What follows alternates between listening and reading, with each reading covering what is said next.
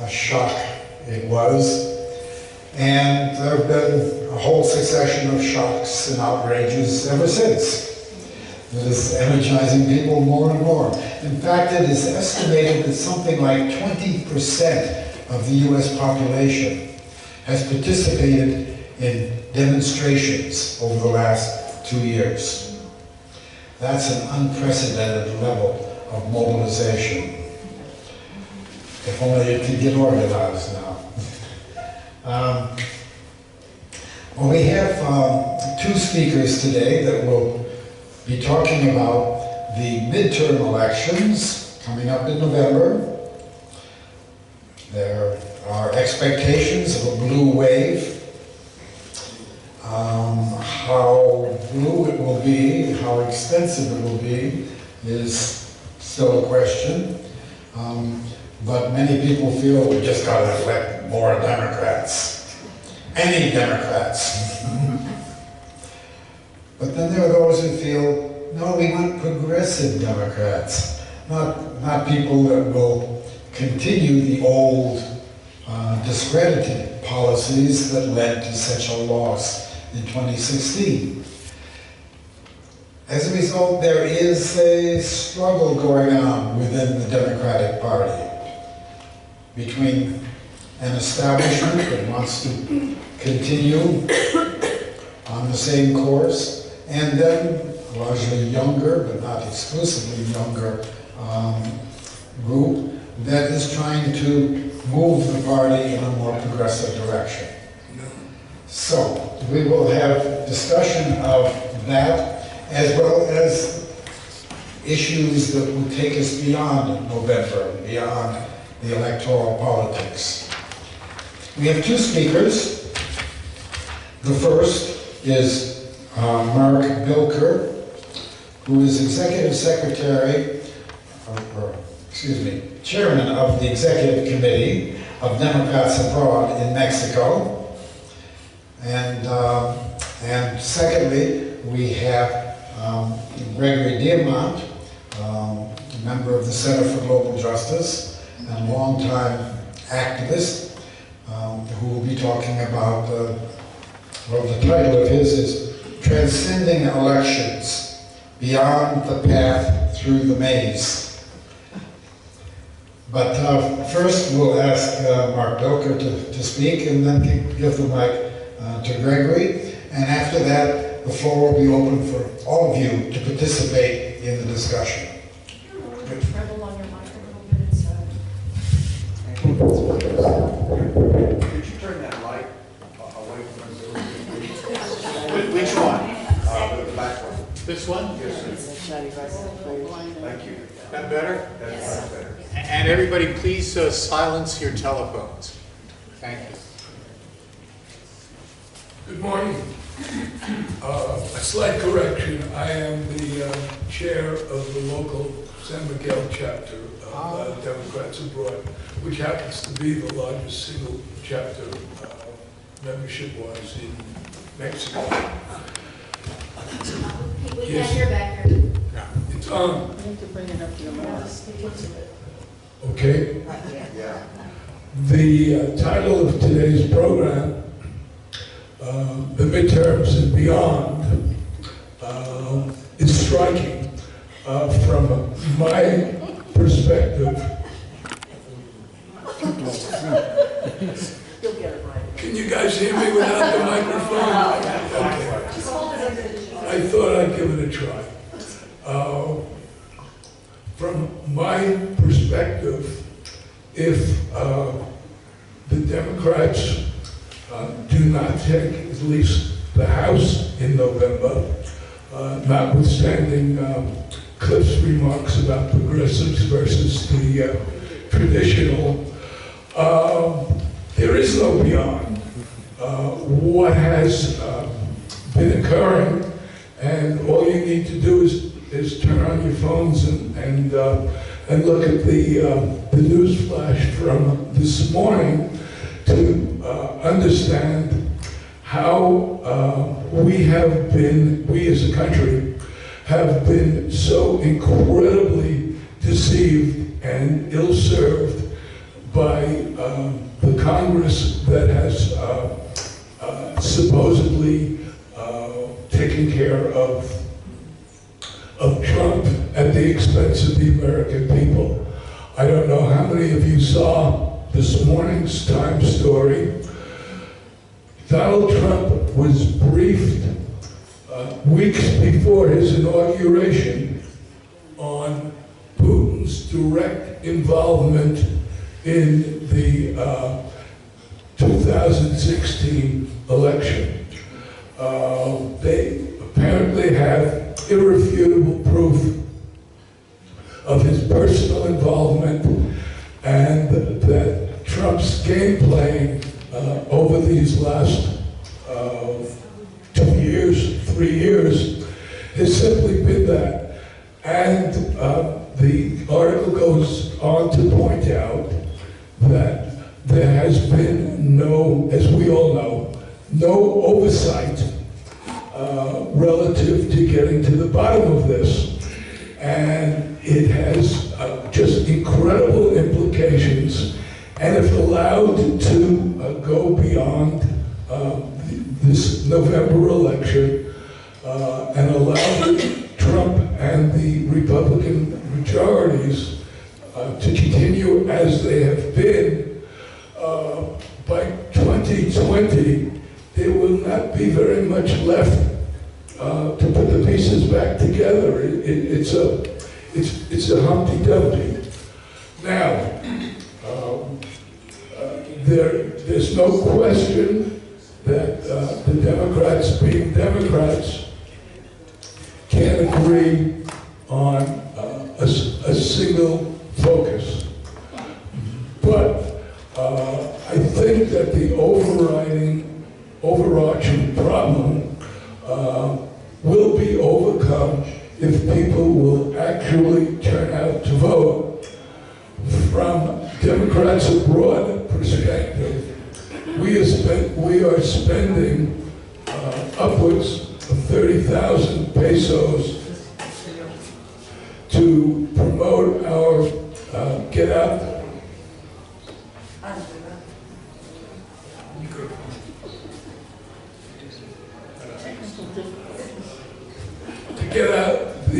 Get out the vote campaign, which starts at the end of this month and runs for 2 solid weeks. For the first time, we being Democrats abroad, have budgeted a significant expenditure for Spanish language media. There are, I don't want to over-exaggerate, there are tens, if not hundreds of thousands of dual Mexican-American citizens in this country who are eligible to vote in the United States federal elections, and many of them are unaware that they have this privilege. And our thinking is simply, if we can't wake these people up now, there is no never. So we are putting some significant effort into it. We're getting great cooperation from Ed Clancy and the management of La Luciana shopping mall relative to placing our tables literally right in front of Clancy's office. And we will do 4 days a week at La Luciana and make a particular effort with advertising to focus on people on Spanish language media. We'll focus on La Luciana and the Saturday market, where we feel that we'll get the most. And of course, most important, the expat community needs to be aware that most states require us, as voting from abroad, to re-register every year. That is a relatively new set of regulations, but some states continue to send ballots. Others will not send you a ballot automatically, even though you have been used to getting them for years. It's very easy to pick up your Vonage phone and call your local election district to double check on your registration status. And if there are any questions or or people need help, this is the purpose of the Get Out the Vote campaign. It is beyond tempting to go over the top and talk about the midterms. But most of us are of a certain age and have been voting for a very long time. And I don't know that anyone can recall times like this before. My wife and I moved down here in 2004 because we wanted to get the hell away from George Bush. little did we know. But the situation just continues to literally day by day deteriorate. And it's not only important that you guys come out and make sure that you're properly registered so that you get your ballots on time and can turn them in, but it's really important that you talk to your friends and relatives in the States. This is no time to allow people to shrug their shoulders and say, well, you know, my vote doesn't count. We know that from the last several elections that there literally have been elections decided by one vote.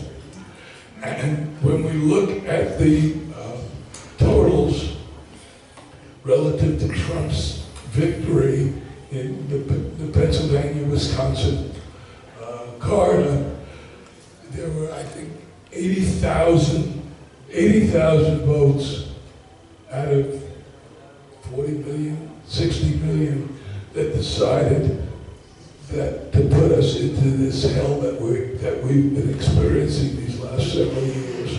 So it's much more urgent that we talk to people, even at the risk of being accused of proselytizing.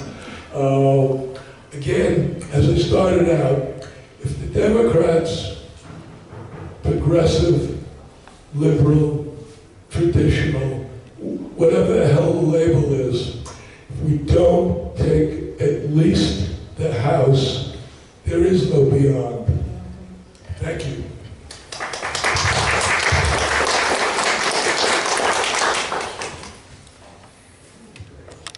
Okay. Is this good? Yeah, I can hear you. That's good.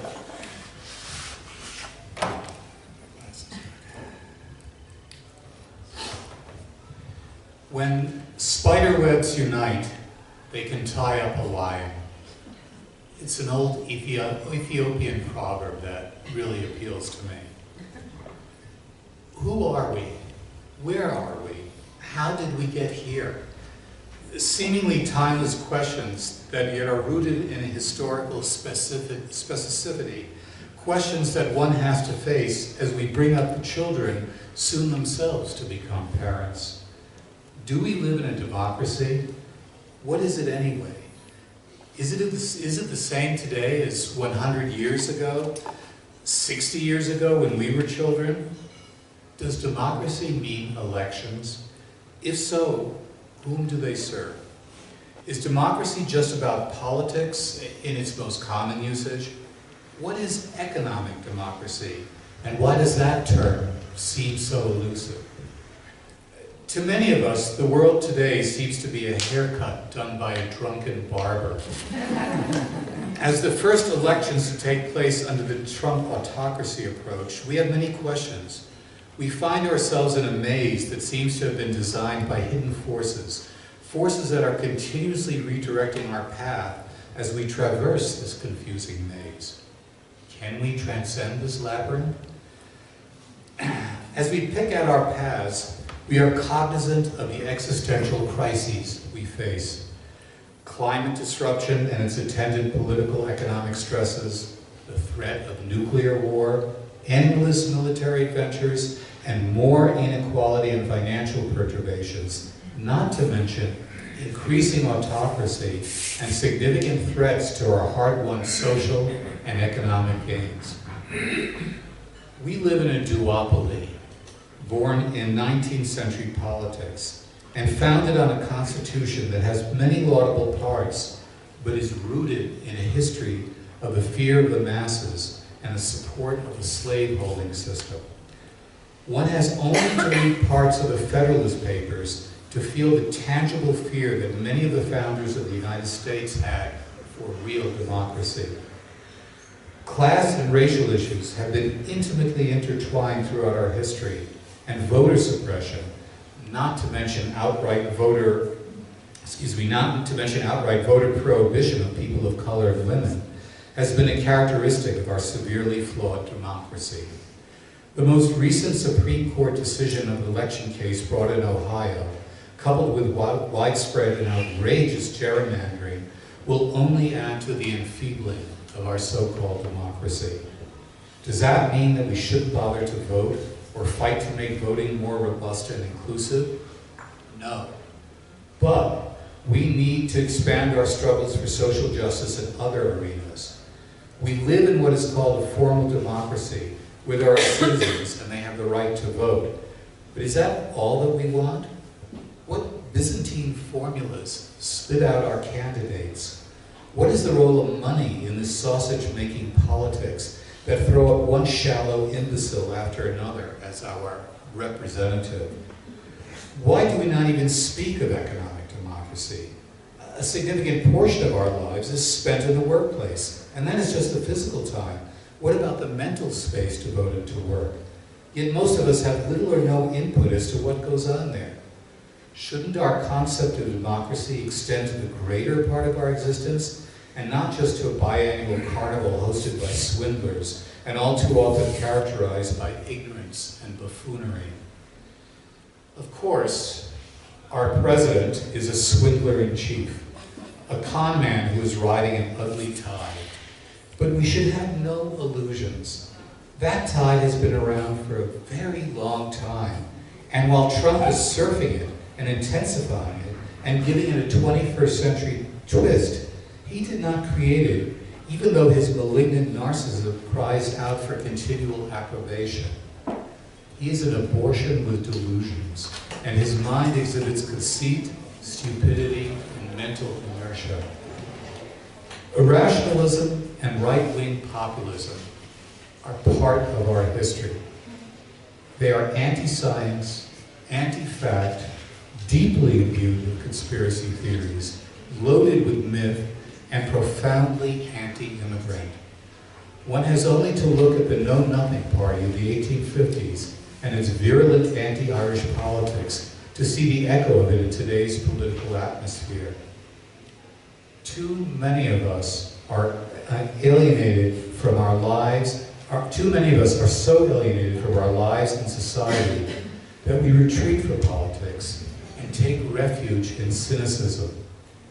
But cynicism renders one speechless before power. It is hopelessness wrapped up in a cloak of shallow wit. Cynicism is akin to gullibility. It leads one to deny truth and to exalt relativity. And too often we embrace conspiracy theories that are also an artifact of alienation. They have become a new form of metaphysics. Both of the major parties are riddled with contradictions. One side of the Republican Party that has been captured by Trump and his myrmidons is filled with anger and frustration over the inequality brought on by neoliberal globalization. This faction has strong support from reactionary religious fundamentalists and white nationalists. The scapegoating of Muslims and immigrants and people of color who are citizens is spearheading an assault on our civil liberties. The other side of the party is made up of transnational capitalists who are great supporters of globalization and view immigration as one way of keeping wages in check. The anti-inflationary policies of the Federal Reserve are other tools that are used to damp down working class aspirations. Trump's cabinet reflects this divide between these two blocs. Autocratic populism keeps these two blocs in a dynamic tension as it promotes law and order nationalism for the lower classes and untethered financial cosmopolitanism for the upper classes. The Democrats, too, are split in a number of ways. The traditionalists, and for ease of reference, I will call them the Clintonites or third wave proponents, are fairly liberal on social issues, but clearly neoliberal globalists. The opposition to this bloc is made up of various tendencies that tend to be more progressive on social issues and more open to newer, at least for them, economic policies. However, including the Sanders supporters, there is a lot of looking back to the New Deal and the post-war 30 years.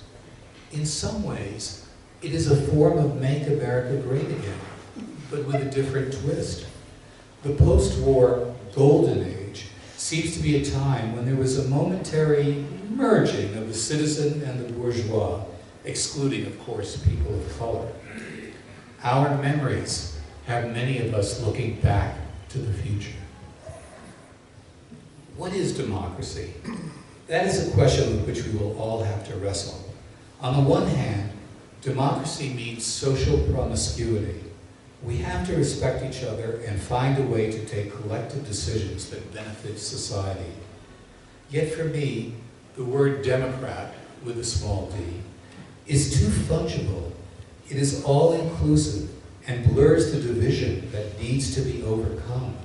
The division between those with power and those without. That is one reason why we need to transcend elections and find a way through the maze of today's politics and power relations. There is no national left party, and we citizens will need to construct new economic and political forms that will challenge those in power, regardless of their membership in either of the major parties. These oppositional political and economic structures will have to be built both on the local and the regional/national levels in order to chip away and ultimately do away with the current edifices of power. Education and organization will need to be our watchwords as we collectively create new ways of relating to each other. The workplace is going to be a locus of struggle so that we can inject new democratic forms in an area that is crucial to our existence. How are decisions made, and who will make them, that affect our physical environment? How much of what we do at work contributes to environmental degradation? How do we challenge structural racism, misogyny, and homophobia in the workplace? What does it mean to be a citizen? And how do we educate our children and challenge selfishness in our daily lives and in our workplaces? Today, there is a crisis of the illegitimacy of the ruling class. Both the right and the left recognize that and want change. But so far, the forces of reactionary obscurantism are better organized and are more successful in using the levers of power to effect change that they want. We, on the left, need to engage in thorough self-criticism so that we can win over the majority of the citizenry to a progressive politics. One place to start is to examine the concepts of mobilizing and organizing and what role they have to play in order to transcend our current realities. The mobilizing or mobilization model of struggle seems to bring the people out to support political actions that are conceived, planned, and executed by organizational or movement elite. The people are essentially extras in this drama of liberation, with the leaders as the featured actors. The rank and file members or participants are without substantive voice and initiative. In the mainline trade unions of today, as well as in much of the activities of other social movements, mobilization is the weapon of choice. Under the organizing model, the people are the principal participants and decision makers in the organizations and movements that are working for social change. While demonstrations are very important and give us a sense of solidarity, they clearly are not enough to affect real change. I know. I helped to levitate the Pentagon 50 years ago, and yet wars still seem to go on. These demonstrations and other actions help to mobilize people. But after the actions are over, people go back to their everyday lives. They are essentially demobilized.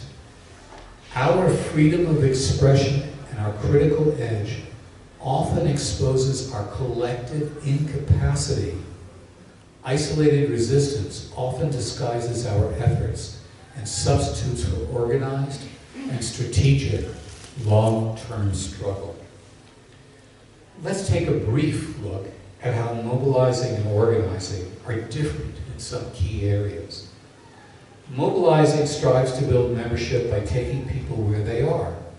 Organizing is about building leadership by transforming the motivations and capacities of members to take on activism and leadership.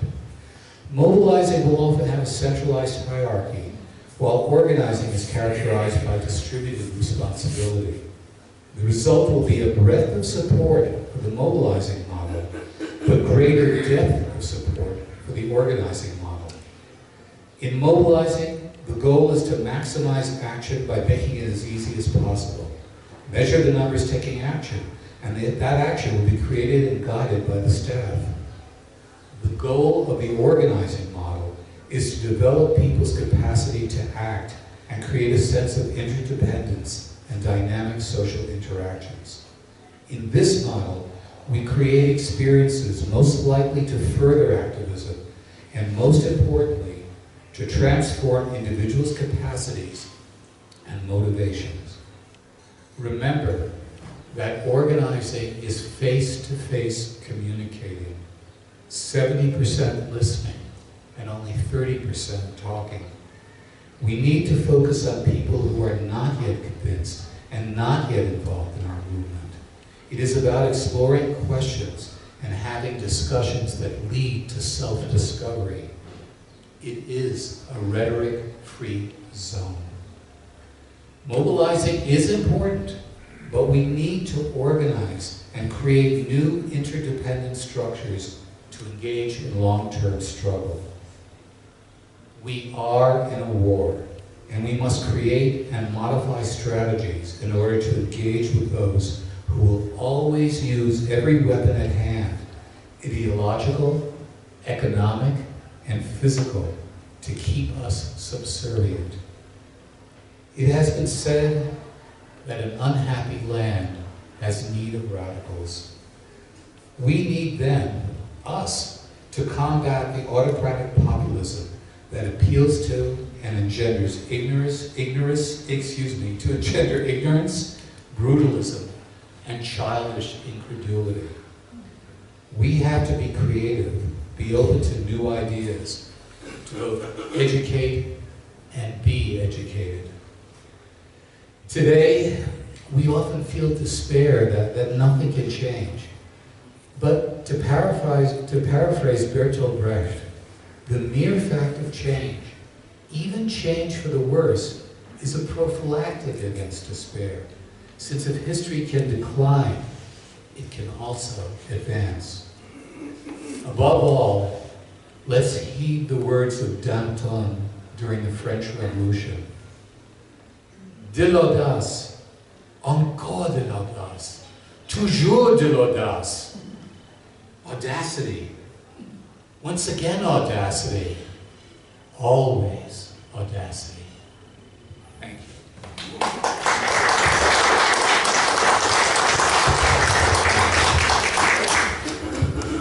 Okay, let's open the floor for your questions and comments.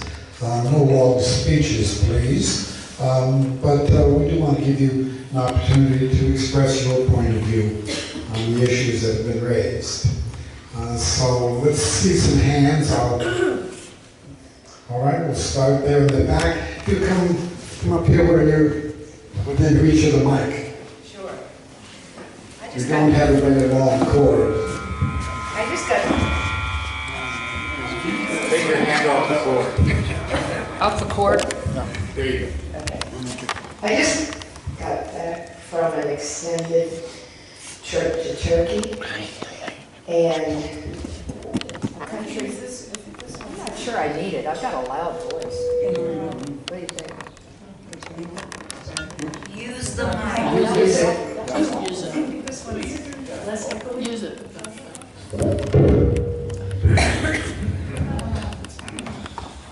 Okay, just got back from an extended trip to Turkey, where I have been many times over the last 52 years.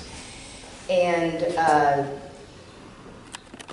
back up just a minute, and this morning, I try to cover that man's face on my, when I turn on my server and Wi-Fi, and also on television, I go and make a bed or something.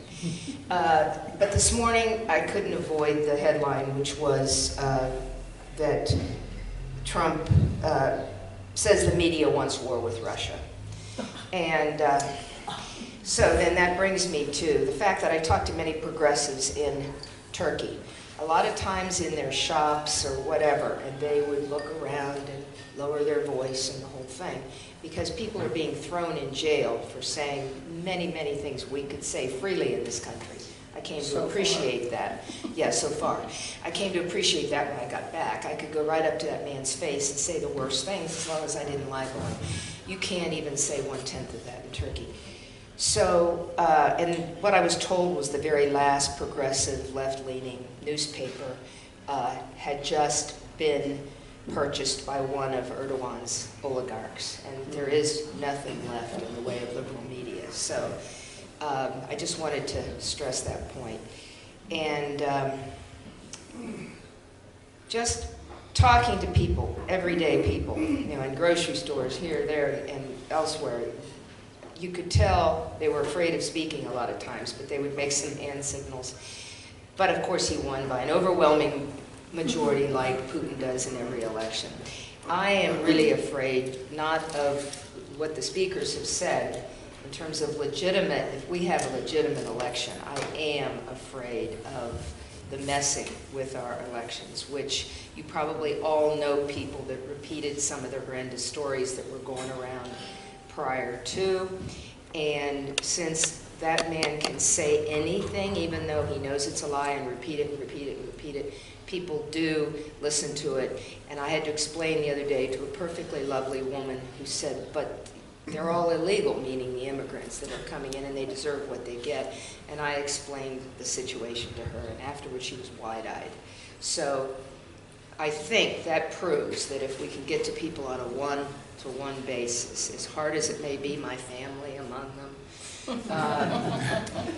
back there in Ohio, and it's been tough for me, and I've stayed away from it all of these years. But if we can face it one-to-one, I think we can change people's minds. Thank you. Here. Okay. Another comment or question? If the panelists want to respond to any points that are raised from the floor, you know, feel free to do so. All right.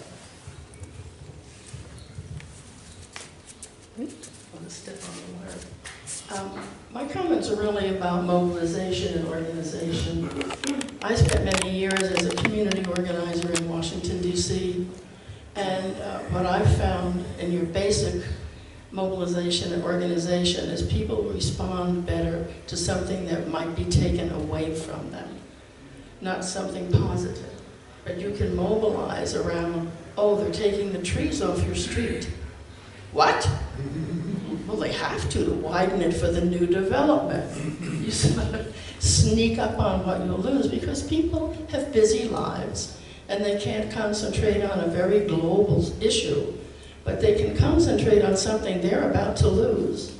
So if you can get to people about what the losses will be if they do not vote or if they do not understand issues, you're way more likely to help organize.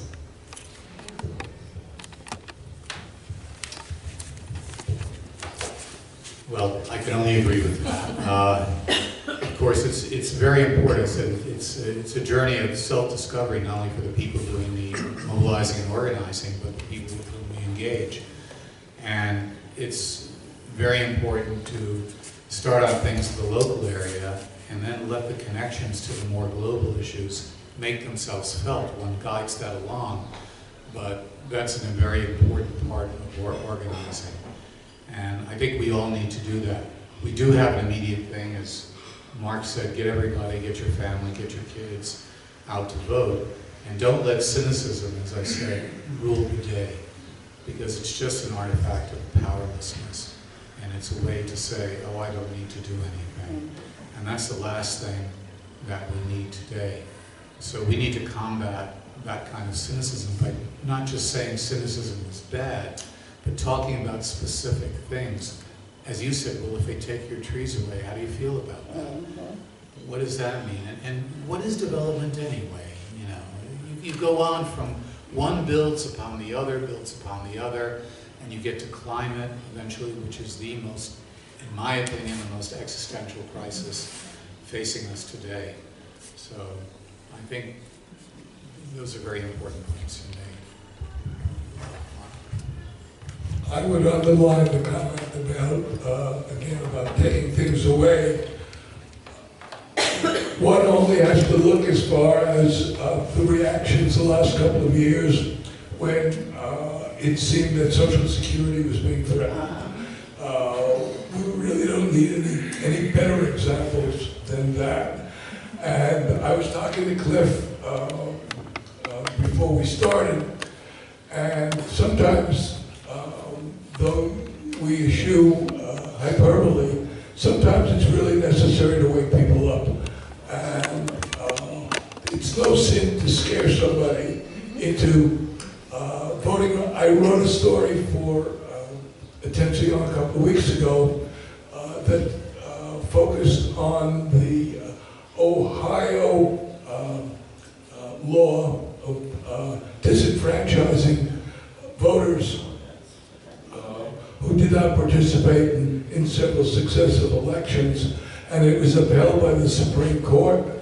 And I said that it was a message for the expat community, because though it was the ruling focused on Ohio, we are, as expats, very vulnerable to being disenfranchised by the simple fact that mail goes astray. Especially with living with post office boxes, and people need to be aware. I will double back and forgive me for repeating what I said earlier about if there's any question in your minds and in your friends' minds about whether you are properly registered, pick up the phone. If you're not sure where to call, show up at one of our venues in the next couple of weeks. We have the master books that list every phone number of every election board in the United States. And feedback we've gotten so far from folks who have called is great cooperation from their local districts. They're willing to look it up, they're willing to give you answers, and we are there to, we don't have all the answers, but we're there to backstop you. Let me interject a comment. It is very easy to focus on Trump He's such an outrage. The media can't resist his entertainment value, and so they focus on him. But I think we have to be mindful of the fact that Trump is not the problem. He's a symptom of the problem. We need to understand what it is that gave rise to this charlatan as the President of the United States. And I think that was alluded to in some of the remarks made from the panel.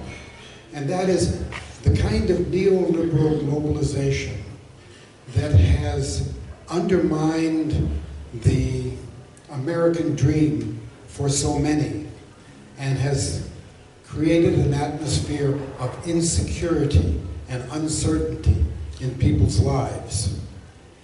It's that made them so vulnerable to the kind of message that Trump put out, because he pointed to scapegoats, to villains who he said were the cause of that, cause of their insecurity, their precariousness. Now, it's important to understand that, because if we don't address the kinds of economic insecurity that has motivated so much of the Trump vote, even after he's gone, there's going to be more. That's what's happening in many other countries as well. Globalization, neoliberal globalization, has had a very negative impact on working people. And unless we can build an electoral vehicle that will lead to different policies, then we're just going to have more of the same. It's going to continue to go downhill, it seems to me.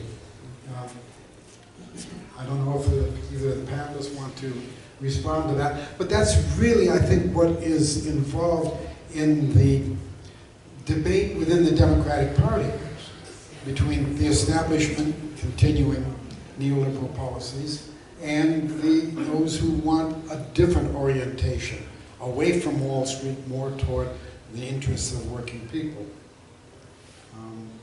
But there's a hand back here. If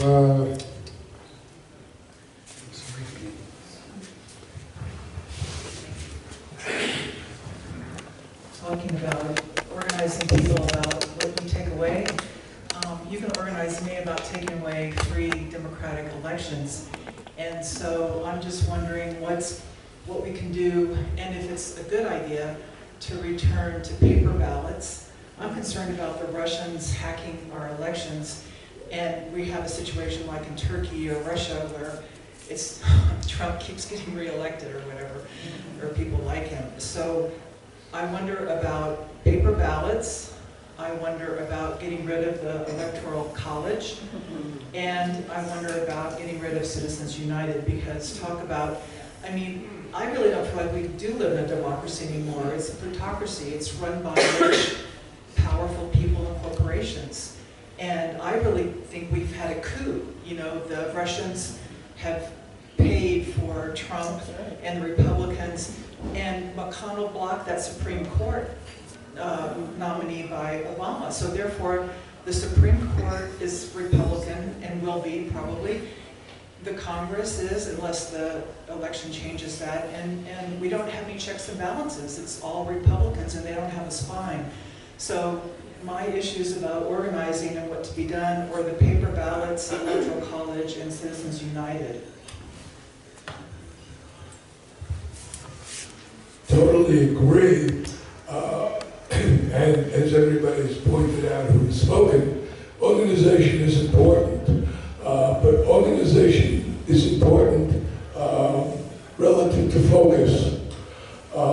Citizens United, I'm afraid we're going to have to forget about for a while. There's very little chance that they're going to block Kavanaugh, and there's not a damn thing we can do now about what happened in 2016 with President Obama was the Supreme Court nominee. But again, forgive me sounding like a broken record, the midterms can go a long way relative to paper ballot backup. There is a great deal of talk around the country, not doing away with electronics, but restoring the paper ballot as an emergency backup. And that's real important. As far as oversight is concerned, again, as I said at the outset of my remarks, and going back to this morning's New York Times story, there is no oversight because the Republicans have, as Lady has said, chosen not to bother taking responsibility. But I have thought about, but none of us have mentioned this morning, if the Democrats are successful in retaking the House, they will, without question, tie Trump up with investigations for the next 2 years. That will not entirely mitigate the damage that he will still be able to do, but it will go a long way to stalling some of the things that he would like to bring to our society. So organized, whatever label you want to put on it, get out the people to vote to change in November. Gregory's remarks relative to the complexity of the world, if you will, all valid, but if we can't start with the basic, simple adjustment of bringing in some people who have, for want of a better term, some common sense, and are aware of how we have been manipulated, yes, much longer than these last several years, but certainly the focus of the last several years.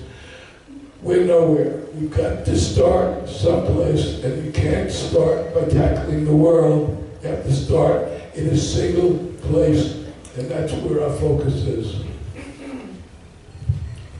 Just a brief comment. Of course, we can't tackle all the worldwide issues, but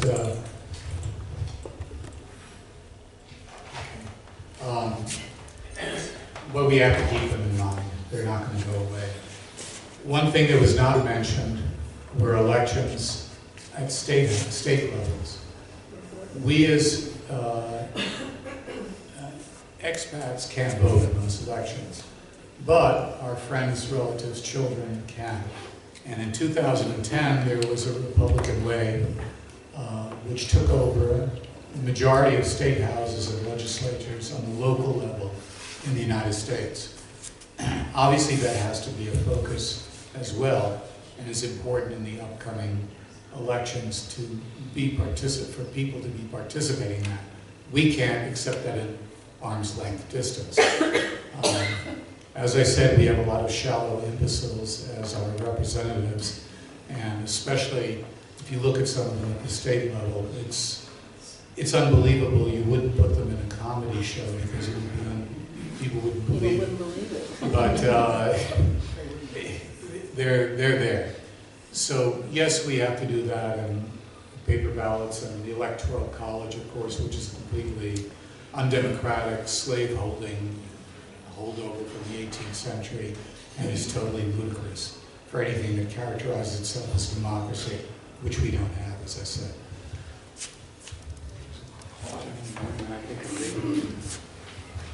Let me see if I can do it without the mic. It might be I think so. We talk a lot about turnout, but one of the reasons that we don't have enough turnout is the Democratic Party does not have any national leadership, has very discombobulated state leadership, and has absolutely zero national message that can be communicated to to get people energized to turn out. So unless we get to a position where we have leadership and a message that resonates, and I'm talking about messaging like, I hate to say it, but make America great again. The Republicans have taken over sound bites and cohesive messaging that resonates with people, and it says different things to different people. That's what makes their messaging so effective. So we need to work toward our leadership to become leaders, to select some leaders, and then to get a message that will simply resonate across society. Then we will get turnout. Until we have a message in leadership, people are going to continue to sit on their butts back in South Texas when they're the people that are affected most. So we need to urge better leadership and better messaging, and we will get there. Thank you.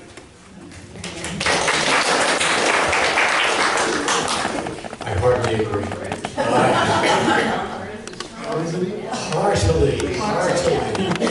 Heartily. You know what happened to the double negative? I heartily agree. I don't think it's a double negative. But exactly. Therein lies the problem. I have said this before in an earlier talk.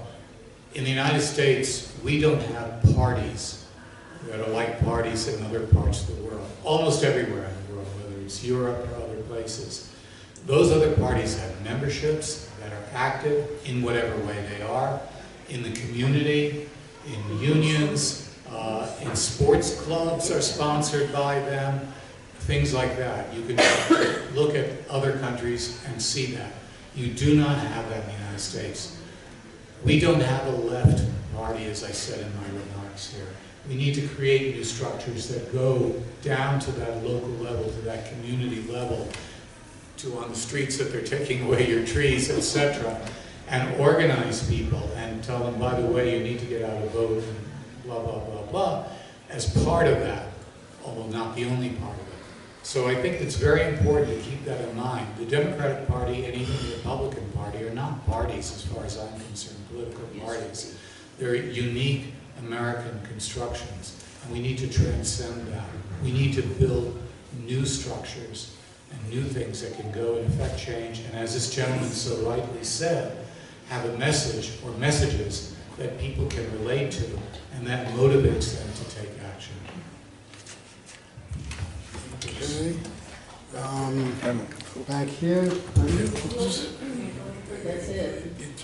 Oh, mine was a question that's a little off topic, so I decided, hey, maybe I shouldn't, but here I am.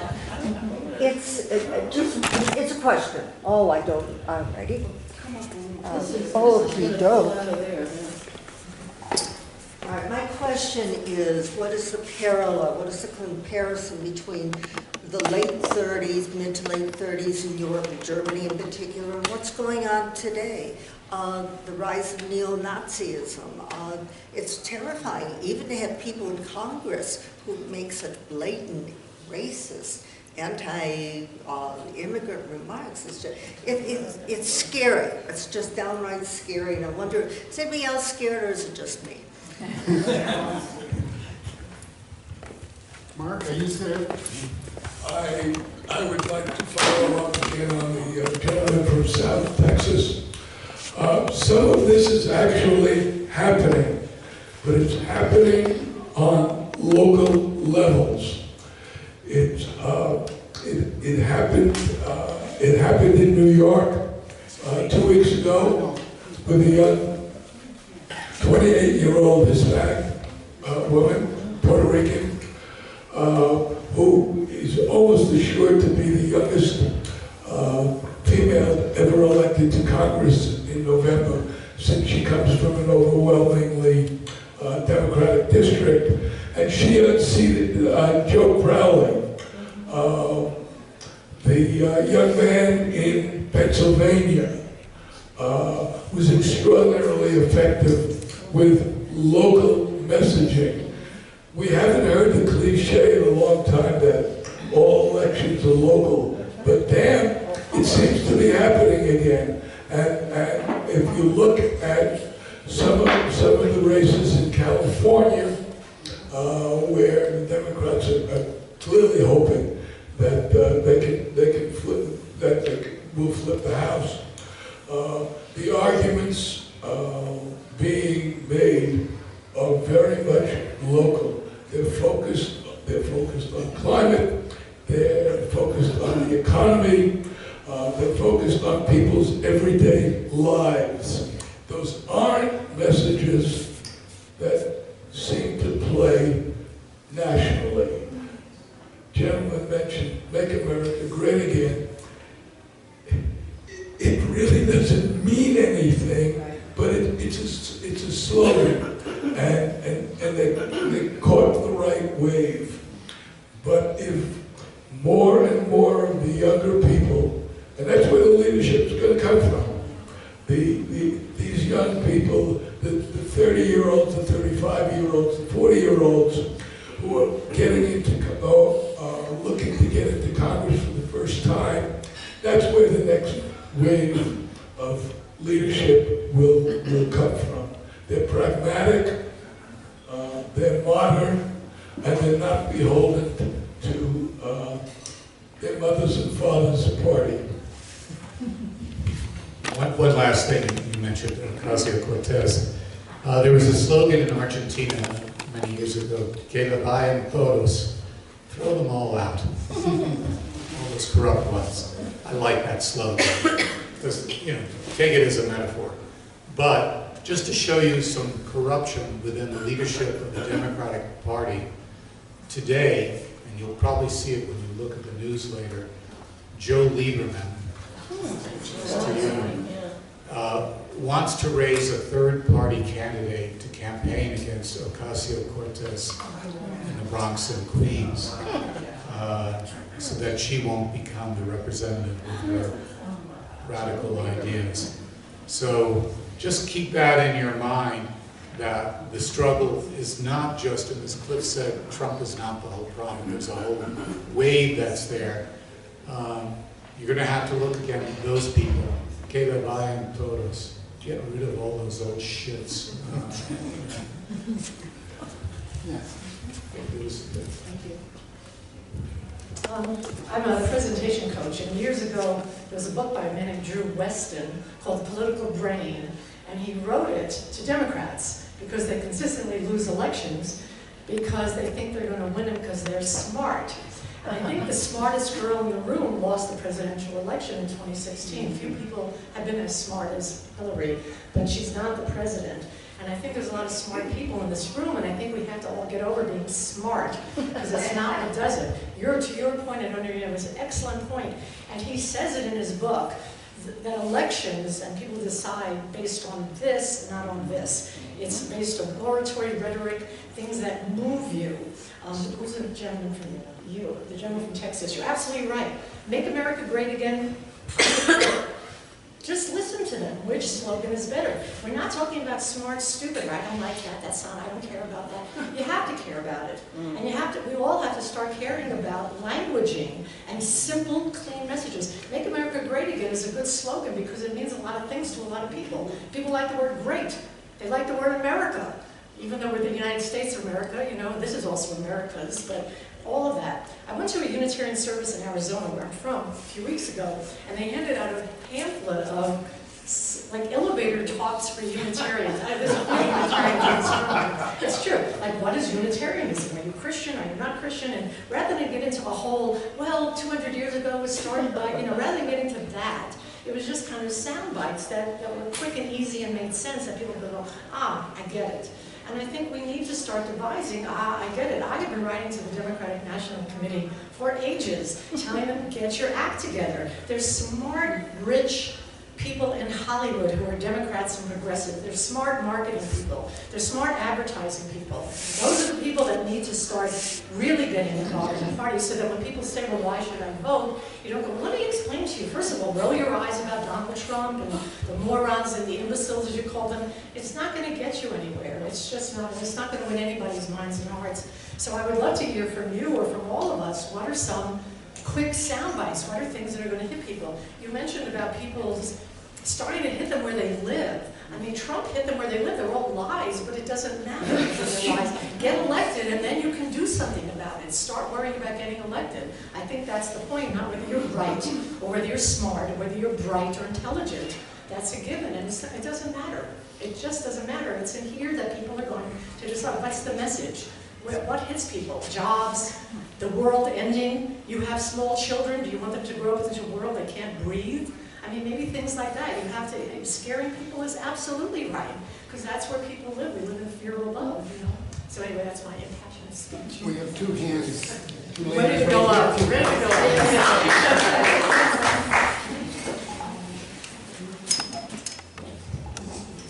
I could use you for a presentation coach. I don't want to stand up here with a microphone, but It's okay. I'm fine. I agree with everything that's been said, and that we need to focus on what's being taken away. But I also would argue that people like Bernie Sanders or Ocasio-Cortez, their messaging was Medicare for all, free education through college, get rid of ICE. But then, I think the Democrats sabotage that, like Lieberman. So there's that split in the Democratic Party, and I don't want to vote for a party that's beholden to Wall Street and the war machine. I'm for the party that's saying take money out of politics, and Ocasio-Cortez won despite her crowding, receiving corporate money, and she did not. That was Bernie, same thing. I mean, it's doable. So that's the messaging I would like to see, and I'd say Bernie had a good response in the Midwest and the Rust Belt with that message.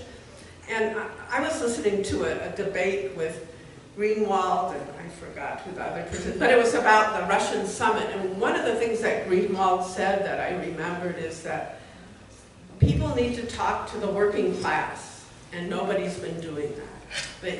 The working class needs to be listened to, their concerns, and I think Sanders did that, their fears and their insecurity. And I think that the progressive part of the Democratic Party is doing that. So that's my point. We need to, the point being that we need positive messaging and a vision, and not just vote against Trump and what he's taking away. A couple of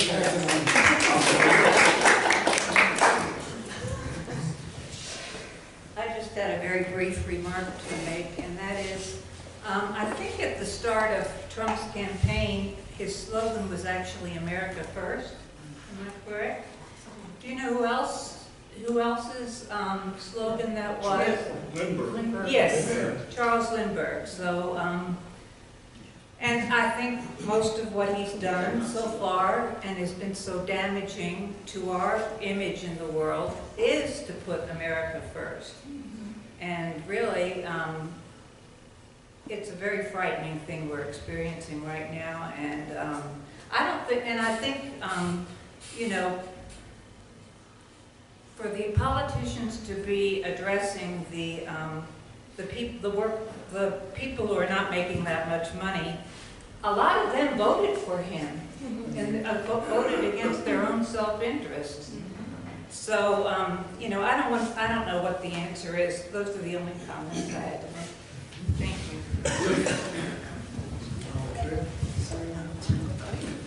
you. With all due respect, I disagree with your conclusion that America First has been terribly damaging. Trump First has been terribly damaging. The information that's available to us clearly indicates that decisions are being made not in the interest of the United States at all. And what seems to be a possible saving grace is the people who actually do the work. The people who actually have to go into the trenches and negotiate are working overtime to maintain decent relationships with Mexico, with Canada, with the EU, trying to keep the damage to the UK at a minimum. It's not America First. frightening slogan for any of us who remember Lindbergh, who have read Philip Roth and some of that stuff. But it's Trump first, and that's what's really killing us. Okay. There's a lady in the back. If you'll come forward, you can be next. One quick comment about the New York race where Crowley was defeated. Crowley's still on the ballot. He had a small third party nominate him.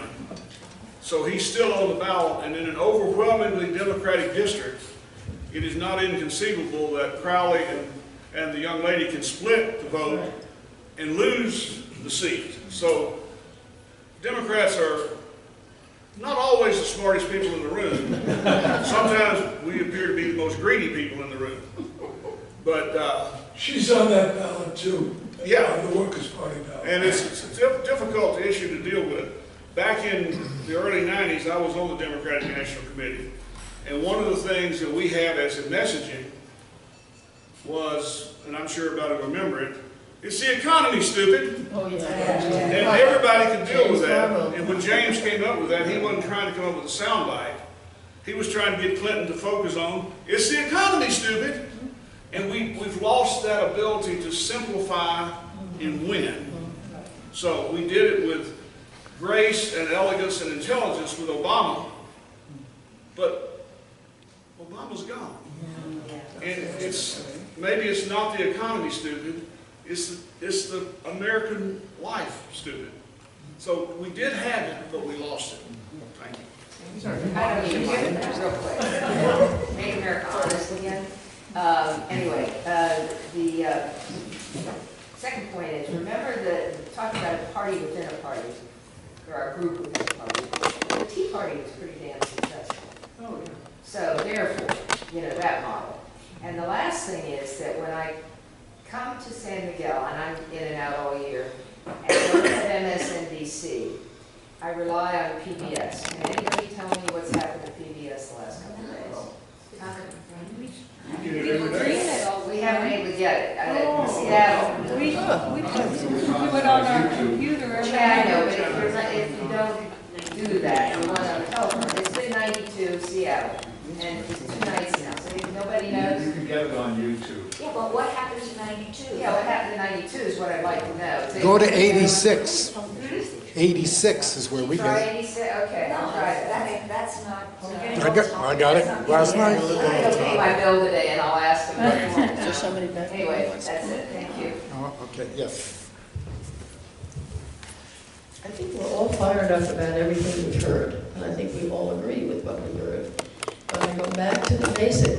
If you really want to do something, you personally, you have to focus down on what can I do in my community or my capacity. And one of the things that one of the ladies raised was about the voting. If you start writing letters to your editor about, will my vote count?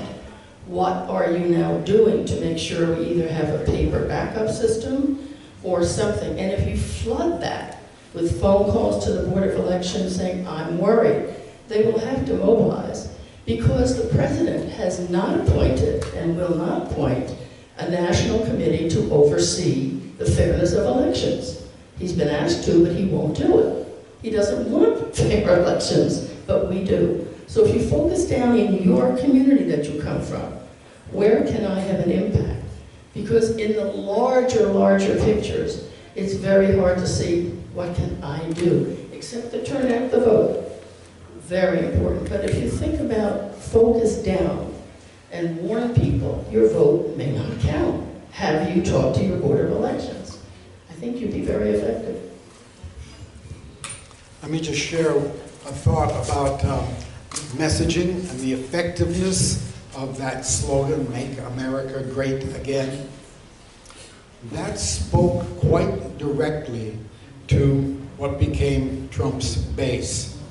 That is, those who were experiencing the uncertainty, anxiety, the precariousness of their status in society. For them, Make America Great Again meant to go back to before they were impacted by neoliberal globalization, when they had a so-called middle-class standard of living and the expectation of being able to move up in society, and their children would be able to enjoy better lives than they themselves. It's that is gone for them, and for them then to make America great again brought up images of that past that they had experienced and that they remembered, no doubt in an idealized way. But I think we have to understand the Republicans' messages and why they are so effective. Another example is the right to work. Right? In order to suppress union membership, you don't have to join a union, you have the right to work. But we just have to point out that what that amounts to in practice is the right to work for less. So we can take sometimes their slogans and turn them against them by pointing out what they mean in reality. Yes, you haven't spoken.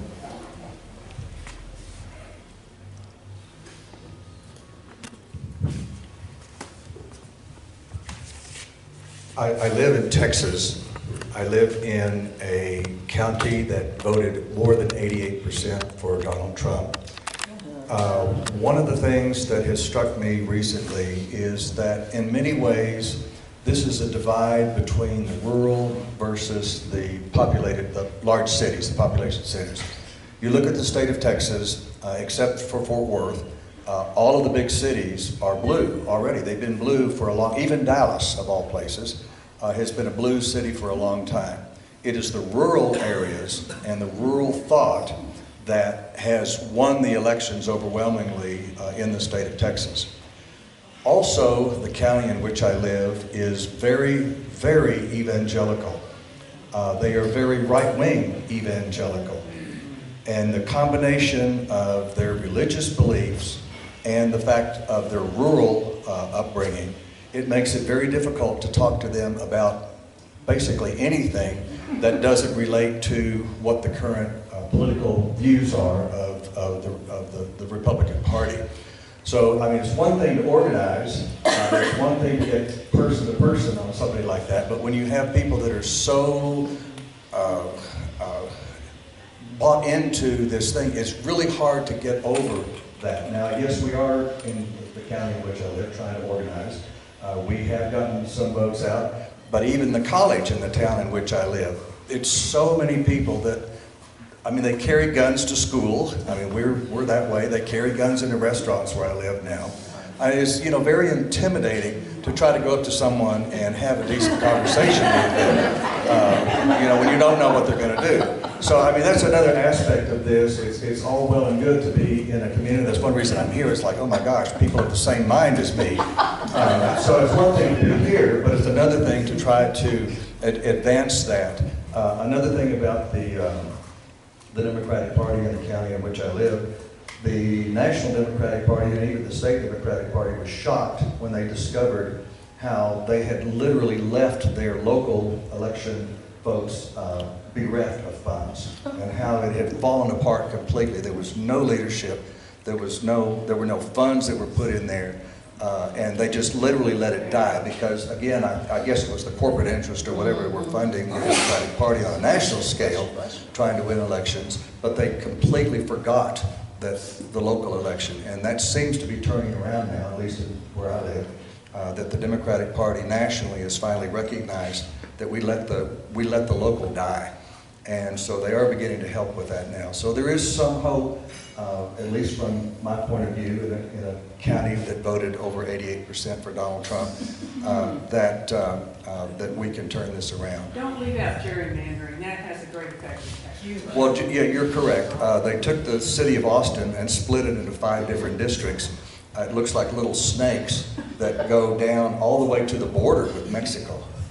There are 5 districts that go almost one of them goes all the way to the border, but they split up Austin. Yeah, gerrymandering in Texas, again, we have a completely Republican legislature, and we have some very right-wing folks in the state of Texas right now. So it's been a difficult challenge, but you all give me hope. Thank you very much.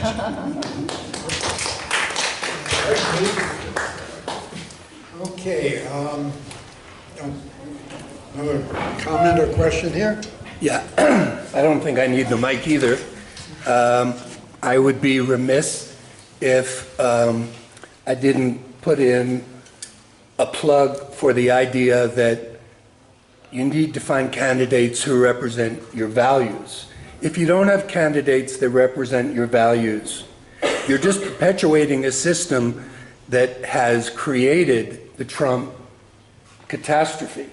And so, implicit in some of the things that Cliff has said and that Gregory has said, I would ask those of you who repeatedly vote for Democrats to consider the possibility that a third party or a group of people, not necessarily a party, who better represent your values is something that you should consider. I don't think that the idea of anybody but Trump is going to get us out of the morass that brought us Trump.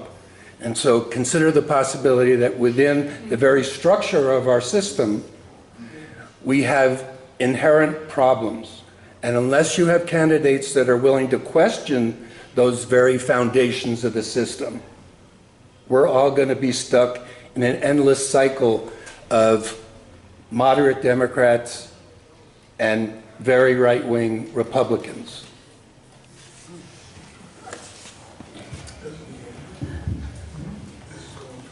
I perhaps am a bit different than everybody else in this room. I would consider myself an independent. And there are two, and I'm definitely not for Trump, but just saying I'm not for Trump is not going to win elections. You have a very tough road ahead as a Democratic Party because of the Electoral College and gerrymandering, both of which have been, for the last number of years, most of the state governments have gone Republican. They have been the ones who have set up the districts. They have set them up to protect themselves. Also, the Electoral College, it has a good function. It was set up in the beginning to support the smaller states. But the smaller states are now rural, and the rural districts have a great distrust and have had for 100 years against the urban East. I'm originally from Kansas, a very Republican state now. I'm now in Georgia, which is not much better. But as I say, the gerrymandering and the Electoral College is making a very difficult. And you're sitting here talking 3 months before the election. As important as the midterm election is, even more important will be the 2020 election, because the state governments that are elected in 2020 will be the ones redrawing the district lines, and so can either undo the present gerrymandering or make it even worse. Yes.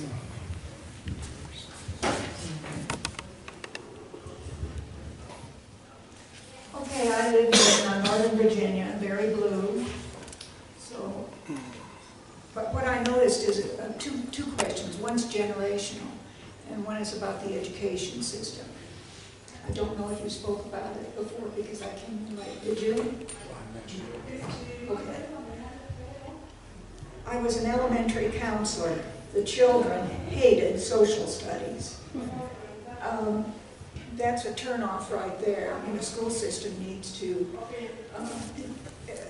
bring in some hope and action on teaching a very important political knowledge. The other was I noticed that at lunchtime, those of us in our 40s and 50s sat around talking about the news. Those in their 20s and 30s could care less. The other thing that bothers me, of course, and you know this, is that the media is so split. So how are people going to be reached by the media if they're always watching one particular point of view? Critical thinking, I think, ought to be taught starting in the elementary school, not waiting until college, and not everybody goes there. So I think the educational system is a pivotal point. If I were still in the educational system, I'd have a venue for change, I guess, but I don't know what other venue it would be if I'm no longer in the education system. School boards. So, yes, of course, school boards, even though I'm out of the system. I mean, even elections and stuff for school. Yeah, yes, exactly. That's my comment and question. Well, I too am a retired teacher. I was a professor for many years. I'm not in a formal educational setting, but this is an educational setting here, bringing people together to talk about common issues, to share ideas. And that's something that you can continue to do, even though you're not in the, quote, educational system. Any last questions or comments that, oh, Sally, okay. I'm also a retired teacher, and I'm still interested in education. And my book, I knew it was going to be fun. my book, Hear Me, is a form of education. So I hope that you'll all come August 4th, that Saturday. I think it's in a couple of weeks, maybe. And we'll be right here at 3 o'clock. 3 to when? 4 o'clock. It says 3. No, it says 3. 3 to when? You know? Come at 3 instead of 4. Stay at 5 or 6. Now, I hope everybody got one of these, and I'm very, very proud of the blurb that Cliff wrote for me about the book. So I want you to be sure to read it. So, see you August 4th. Thank you for your attendance. And see you all at the election polls.